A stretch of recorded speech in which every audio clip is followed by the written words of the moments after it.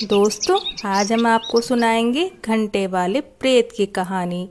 बात ज़्यादा पुरानी भी नहीं है। एक गांव में बहुत से अंधविश्वासी और मूर्ख लोग रहते थे। उस गांव की सारी खुशहाली उस समय भंग हो गई थी जब सभी एक अनजाने डर से डर रहे थे। कारण ये था कि रात के समय किसी घंटे की टन टन की आवाज आती थी। इसी कारण पूरे गांव में भय व्याप्त था।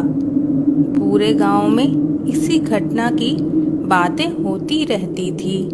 सभी लोग समझ रहे थे कि ये कोई भूत कर रहा है और भूत के डर से सभी लोग बहुत परेशान थे। भाई गोलू, इस घंटे वाले भूत की वजह से तो घर से निकलना मुश्किल हो गया है। हाँ भाई गोलू, इस भूत ने तो बहुत परेशान कर दिया है। उसी गांव में एक बुढ़िया रहती थी। वो अत्यंत गरीब थी परंतु अत्यंत साहसी भी थी। उसकी साहस की चर्चा आसपास के गांव में फैली हुई थी।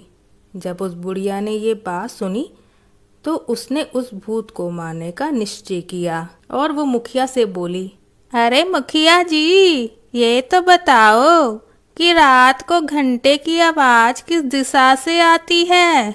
लोगों ने बताया, बूढ़ी अम्मा जंगल की ओर से आती है। मगर उसने अपनी मौजूदगी का एहसास किसी को नहीं होने दिया और सुबह अंधेरे अंधेरे ही अपने साथ कुछ चने लेकर वहां वापस जंगल की ओर रवाना हो गई। इधर सुबह पूरे गांव में ये चर्चा फैल गई कि बुढ़िया को घंटे वाला प्रेत खा गया है, क्योंकि पूरी रात भी घंटा बजता रहा था। इधर ये सब कुछ हो रहा था, उधर बुढ़िया चने लेकर जंगल में उसी स्थान पर जा पहुंची जहां बंदर घंटा बजा रहे थे।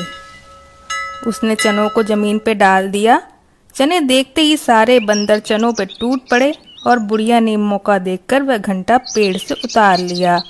बुढ़िया घंटा लेकर पास के एक तालाब पर पहुंची और घंटे को तालाब में डाल दिया और फिर गांव में जा पहुंची। गांव वालों से देखकर आश्चर्यचकित हो गए। बुढ़िया बोली, मुखिया जी, अब वह प्रेत कभी आप लोगों को परेशान नहीं करेगा। मैंने उसे मार दिया है। मगर तुमने उसे मारा कैसे? मुखिया जी, मैं तंत्र मंत्र जानती हूँ। मैंने उस प्रेत को जला डाला है।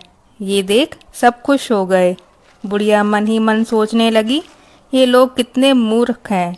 तो दोस्तों, इस कहानी से हमें यही शिक्षा मिलती है, ज्ञान मनुष्य के अंदर साहस, बल और आत्मविश्वास जगाता है, किंतु अज्ञान मनुष्य को निर्बल, असहाय और कायर बना देता है।